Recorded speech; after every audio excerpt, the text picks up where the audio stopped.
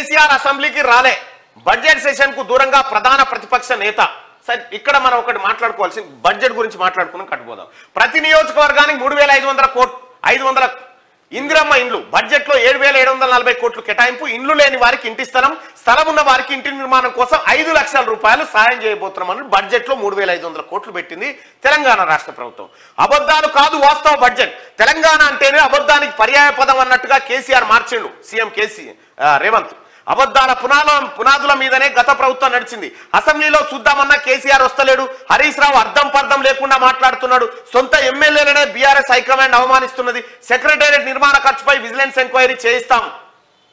తెలంగాణ అంటేనే అబద్ధానికి పర్యాయ పదం అన్నట్టుగా కేసీఆర్ మార్చేశారని సీఎం రేవంత్ రెడ్డి అన్నారు. అబద్ధాల పునాదుల మీద గత ప్రభుత్వం తెలంగాణను నడిపింది. 10 ఏళ్లలోనూ బడ్జెట్ అంచనాల్లో వాస్తవికత ఏమిటో కేసీఆర్ తెలుసుకోలేకపోయిందని విమర్శించారు. శనివారం అసెంబ్లీలోని తన ఛాంబర్లో సీఎం రేవంత్ రెడ్డి మీడియాతో చిట్చాట్ చేసిను. అందులో పాల్గొన్నాడు. కేసీఆర్కి ఏమీ లేదు, ఈ పూట గట్టికాలే మందిని మోసం చేయాలి, ఈ లెక్కలు తప్ప ఇంకేం తెలియదు. ఇక ఇదే బడ్జెట్ పైన మీరు మీ ఒపీనియన్ పోల్లో పాల్గొనండి.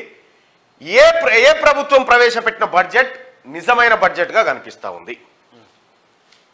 వాస్తవ బడ్జెట్ ఏది?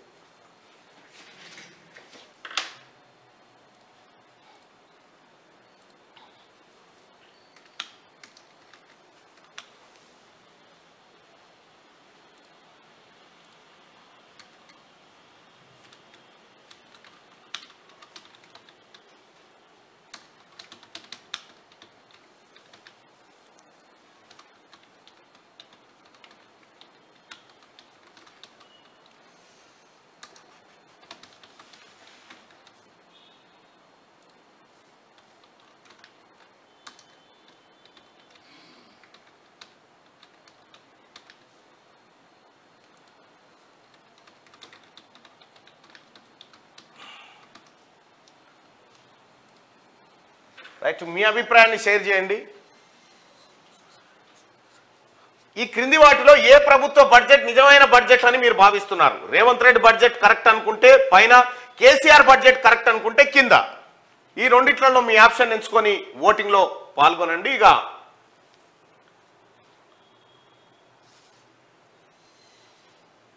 300 ఓట్లు, 400 ఓట్లు, 500 ఓట్లు.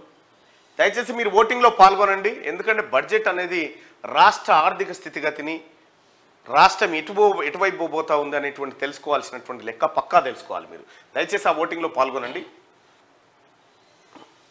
ఇక మూడో రోజు కేసీఆర్ అసెంబ్లీకి రాలే, బడ్జెట్ సెషన్ కు దూరంగా ప్రధాన ప్రతిపక్ష నేత. బీఆర్ఎస్ అధ్యక్షుడు అసెంబ్లీలో నిజంగా గనుక ఈ రాష్ట్రం మీద కేసీఆర్ చేసిన పనిలో కొండంత కాదు, రవ్వంత నిజమున్నా ఉరుకొచ్చేటోడు. నేను అట్లా చేయలే ఇట్లా చేయలే, ఇది నిజం అది నిజం అని చెప్పేటోడు. తప్పించుకొని తిరుగుతుండంటేనే దొంగ అన్నట్టు లెక్క. బీఆర్ఎస్ అధ్యక్షుడు అసెంబ్లీలో ప్రధాన ప్రతిపక్ష నేత కేసీఆర్ 3వ రోజు సభకు రాలేదు. బడ్జెట్ సెషన్ కు ఆయన దూరంగా ఉన్నారు. గురువారం అసెంబ్లీ కౌన్సిల్ జాయింట్ సెషన్ ను ఉద్దేశించి గవర్నర్ తమిళసై ప్రసంగించారు. శుక్రవారం అసెంబ్లీలో గవర్నర్ ప్రసంగానికి ధన్యవాదాలు తెలుపుతూ తీర్మానం ప్రవేశపెట్టి చర్చించారు. రాలే మనోడు డుమ్మ, ఇయ్యాల కూడా వస్తాడో రాడో తెలియదు. ఇయ్యాల కూడా డుమ్మనే, ఎందుకంటే అది కెలుపుతా ఉంటది. ఇక్కడ ఇరిగిన బొక్కు ఉందిగా, అది మెల్ల కెలుపుతా ఉంటది. మళ్ళా కొన్ని రోజులు రెస్ట్ అడుగుతా ఉంటాడు. డాక్టరే, ఈయననేం పోతా అంటుంటాడు అన్నట్టు. లేని పోయి తీరాలి, తప్పదు అది. ఎందుకంటే ఆ వ్యవహారం అంటే లేదు సార్ మిమ్మల్ని పోనిచ్చే పరిస్థితే లేదంటే మళ్ళా ఇవన్నీ డ్రామానే. ఈ కుటుంబమే పెద్ద డ్రామా కంపెనీ. సురభి నాట్య మండలిగా కల్వకుంట్ల నాట్య మండలి తయారైపోయింది. ముఖ్యమంత్రికి ఉన్నప్పుడు వీడియోలు పెట్టిండా? ఎన్నడు వీడియోలు పెట్టలే. హాస్పిటల్ పడితే పెట్టిండా?